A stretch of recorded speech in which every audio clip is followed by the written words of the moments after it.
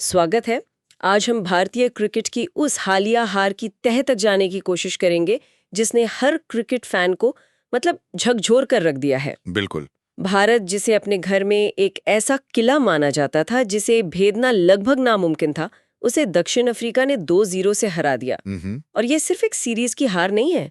हमारे हाथ जो स्रोत लगे हैं उनके मुताबिक ये पिछले 66 सालों के सबसे खराब प्रदर्शनों में से एक है। 66 साल, ये तो बहुत लंबा समय है। हाँ, तो आज का हमारा मकसद है इसी हार की एक एक परत को खोलना, टीम के ढांचे से लेकर कोचिंग के तरीकों और सिलेक्शन की नीतियों तक। ये समझने के लिए कि आखिर ये अजेय दिखने वाली टीम इतनी बिखर कैसे गई। बिल्कुल। और ये पड़ताल किसी एक मैच के नतीजे पर नहीं होगी, बल्कि उस पैटर्न पर होगी जो इस हार के पीछे साफ दिखाई दे रहा है। सही बात है। हम देखेंगे कि कैसे एक ऐसी दक्षिण अफ्रीकी टीम जिसमें कोई बड़े सितारे नहीं थे, एक यूनिट की तरह खेली और भारत को मात दे गई। और वहीं दूसरी तरफ तो देखना भी मुश्किल था। और उससे पहले न्यूजीलैंड के खिलाफ एक मैच में पूरी टीम सिर्फ 46 रन पर ढेर हो गई थी। स्रोत ये साफ कहते हैं कि ये कोई इत्तेफाक नहीं है, ये एक ट्रेंड बन चुका है, एक पैटर्न है। हाँ, आंकड़े तो और भी चौंकाने वाले हैं। जुलाई 2024 में जब से गौतम गंभीर कोच बने हैं, तब से खेले गए 17 टेस्ट मैचों में से भारत 10 हार चुका है। 17 में से 10। हाँ, 36 साल में पहली बार न्यूजीलैंड ने भारत में आकर सीरीज जीती और अब 25 साल बाद दक्षिण अफ्रीका ने एक कारनामा कर दिखाया है। ये आंकड़े तो किसी बुरे सपने जैसे लगते हैं। और यही आंकड़े असल में चिंता की जड़ हैं। पहले टीमें भारत आने से डरती थीं। ड्रॉ कराना भी एक तरह से जीत के बराबर माना जाता था। बिल्कुल। और अब वो सीरीज जीत कर जा रही हैं।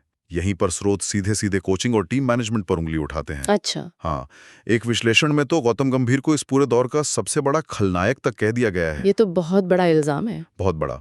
उनका तर्क है कि जब से गंभीर आए हैं, टेस्ट टीम में एक तरह की अस्थिरता आ गई है, लगातार बदलाव हो रहे हैं और टीम कभी सेटल ही नहीं हो पाई। तो यहीं से ये बड़ा सवाल खड़ा होता है कि क्या इस नाटकीय गिरावट की सारी जिम्मेदारी सिर्फ कोच की है या समस्या की जड़ें और भी गहरी हैं? और ये एक बहुत जरूरी सवाल है।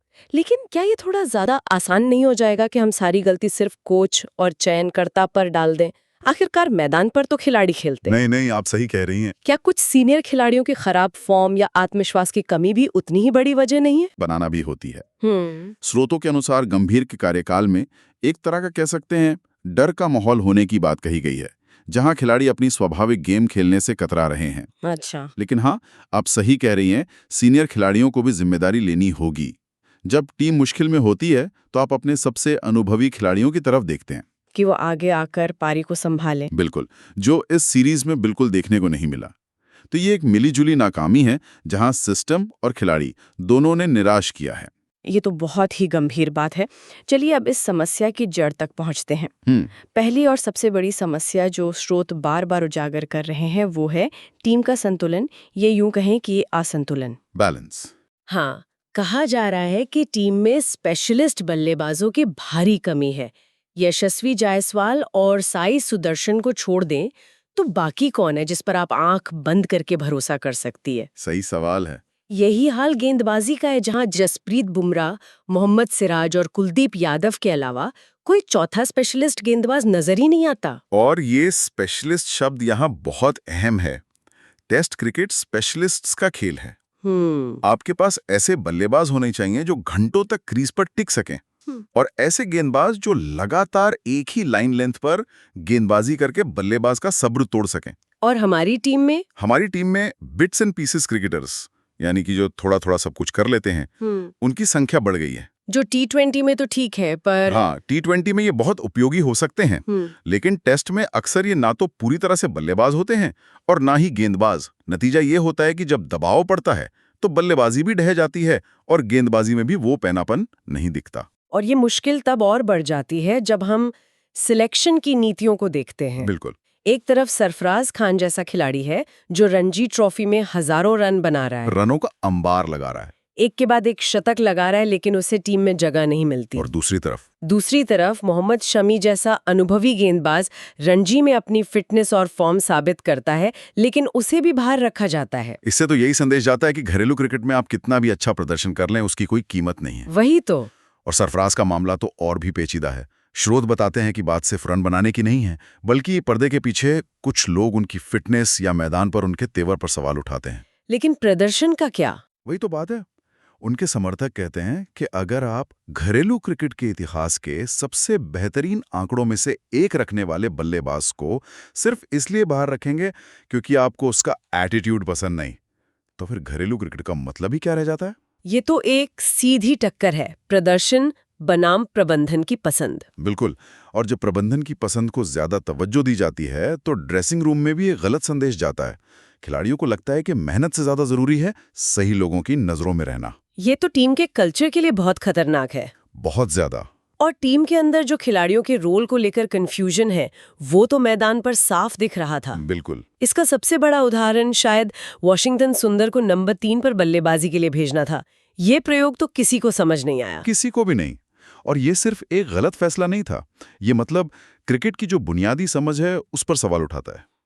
टेस्ट क्रिकेट में नंबर 3 आपके सबसे मजबूत, तकनीकी रूप से सबसे सक्षम बल्लेबाज की जगह होती है। उसे नई गेंद झेलनी होती है। हाँ, नई गेंद की चमक और स्विंग को झेलना होता है, एक छोर संभाल कर रखना होता है। सुंदर एक बेहतरीन ऑलराउंडर है, इसमें कोई शक नहीं, लेकिन उनकी तकनीक नई गेंद के सामने उस पोजीशन के लिए नहीं बनी है। तो ये एक ऐसा प्रयोग था जो लगभग नाकाम होने के लिए ही किया गया था। और ये दिखाता है कि टीम मैनेजमेंट बुनियादी चीजों को भी नजरअंदाज कर रहा था। और सिर्फ सुंदर ही क्यों, ध्रुव जुरैल को देखिए। हाँ, उनका भी मामला है। वो एक प्रतिभाशाली विकेट कीपर बल्लेबाज हैं, लेकिन उन्हें कभी नंबर 6 पर भेजा जाता है, कभी नंबर 8 पर। उनकी विकेट कीपिंग की वजह से उनके बल्लेबाजी क्रम के साथ लगातार छेड़छाड़ हो रही है। और नीतीश रेड्डी, हाँ, उन्हें टीम में रखा ही क्यों गया है, ये अब तक रहस्य है। किसी को नहीं पता। क्या वो गेंदबाजी ऑलराउंडर है या बल्लेबाजी? और यहीं पर कोच गौतम गंभीर और मुख्य चयनकर्ता अजीत अगरकर की भूमिका पर गंभीर आरोप लगते हैं। जैसा कि हमारे स्रोतों में बताया गया है, उन पे आरोप कर कि वो प्रतिभा की पहचान करने और फिर उसे सही भूमिका सौंपने में नाकाम रहे हैं। और एक और गंभीर आरोप है, हाँ, कि टीम में कुछ पसंदीदा खिलाड़ियों को खराब प्रदर्शन के बावजूद लगातार मौके मिलते रहते हैं, जबकि कुछ अन्य को बिना किसी स्पष्ट कारण के बाहर कर दिया जाता है। इससे चयन में पक्षपात की आशंका पैदा होती है। बिल्कुल। और इसका सीधा असर आपको मैदान पर टीम की बॉडी लैंग्वेज में दिखता है। झुके हुए कंधे, एक दूसरे से बात न करना, छोटी छोटी गलतियां।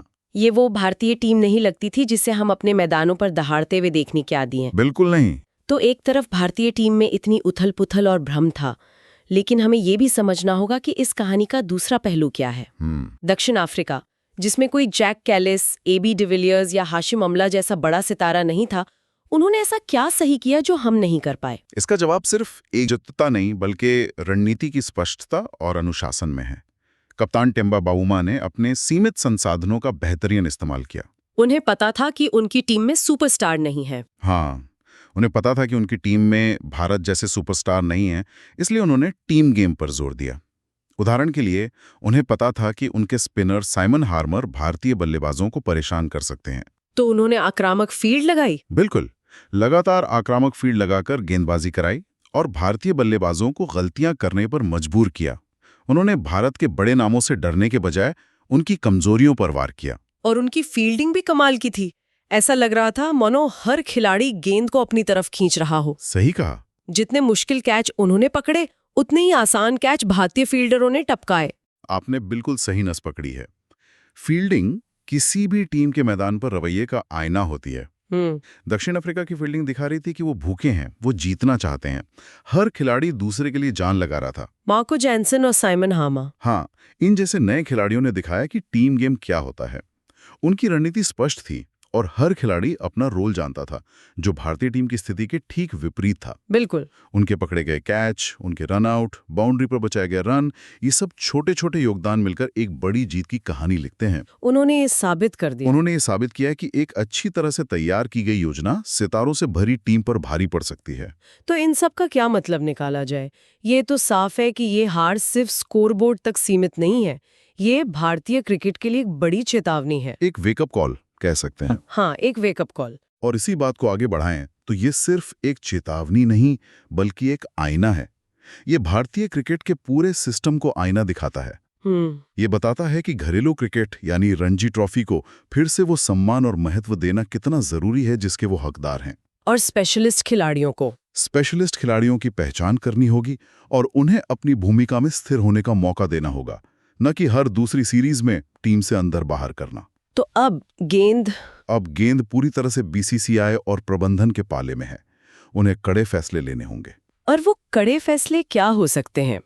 क्या हमें इसी कोचिंग सेटअप के साथ आगे बढ़ते रहना चाहिए, ये उम्मीद करते हुए कि चीजें अपने आप सुधर जाएंगी? देखिए, एक मुश्किल सवाल है। या फिर एक बड़े बदलाव की जरूरत है?